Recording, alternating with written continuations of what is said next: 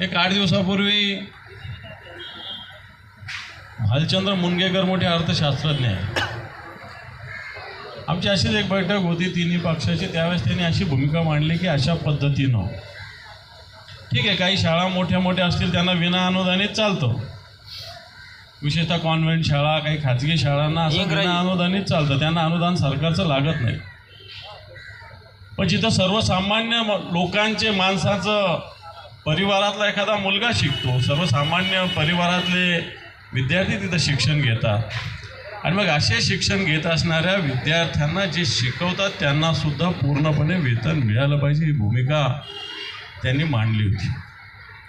ठीक आहे, याच्या सुरुवातीला सरकारने काय धोरणाने, संस्थाचालकांनी काय विना अनुदानित कशा पद्धतीनं घेतली वगैरे हा मुद्दा वेगळा आहे. परंतु आजच्या घडीला सर्वसामान्य विद्यार्थी ज्या शाळेत शिकतो आणि त्या शाळेतला शिक्षकच पगारासाठी जर रस्त्यावर बसतो तर मला वाटतं तो शाळेत काय शिकवणार हा प्रश्न महत्त्वाचा आहे. मग येणारी पिढी काय निर्माण होणार हा सुद्धा महत्त्वाचा प्रश्न आहे. आणि म्हणून त्या दृष्टीनं हा प्रश्न एक सामाजिक प्रश्न आहे, हा काय तुमच्या वेतनाचा प्रश्न नाही, हा ओव्हरऑल एक सामाजिक प्रश्न आहे असं मला वाटतं. बरोबर ना शिंदे? फक्त हा काय तुम्हाला पगार 20%चा 40%, 40%चा 80%, 100% होणार एवढ्यापुरता महत्त्वाचा मुद्दा नाही. हा एक समाज संतुलित राहणे. एकीकडं काही शिक्षकांना सव्वा लाख 1.5 लाख रुपये पगार आहे, असावे, आणखी वाढावे त्यांचे, काय प्रश्न नाही.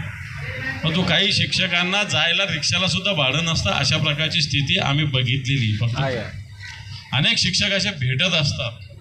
काही संस्थाचालकांनी त्यांना फसवलेलं आहे, 2 लाख देईल, 5 लाख देईल, तुला आता मिळणार आहे 1 लाख, 10 लाख घेईल, 20 लाख घेईल, असं पण झालं आहे. बरोबर आहे, बरोबर. असंही होऊन त्यांची फसवणूक झालेली आहे.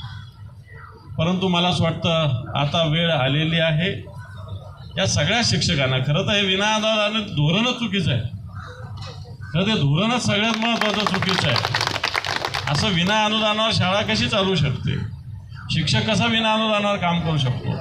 आणि म्हणून आपल्या सातत्यानं आपल्या या धोरणात्मक निर्णय म्हणून आपल्या पाठीमागे आम्ही राहिलेलो आहोत. आताही आपण जे सांगितलं, मी हे सगळं यायच्या आधी शिक्षण मंत्र्यांना फोन केलेला आहे, हे पण तुम्हाला सांगतो. आणि मी प्रयत्न करतो आज दिवसभरात, तुम्ही जसं म्हटलं तसं जर झालं, येणाऱ्या 2-4 दिवसात जे काही बाकी, आता या सरकारचे तसे शेवटचे दिवस बाकी आहे, बरोबर आहे का? त्यामुळं येणाऱ्या आठवड्याभरात जर हे होत असेल तर व्हावे, याच्यासाठी मी पूर्णपणे ताकदीनं प्रयत्न करेल, एवढंच मी तुम्हाला सांगतो.